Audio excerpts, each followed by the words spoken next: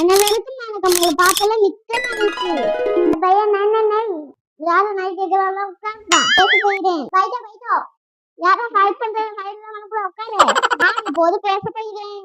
பார்க்கல யார் பார்க்கறது பார்க்கல நம்ம பார்க்கல உட்காரு. நான் போய் பேச போகிறேன். அடே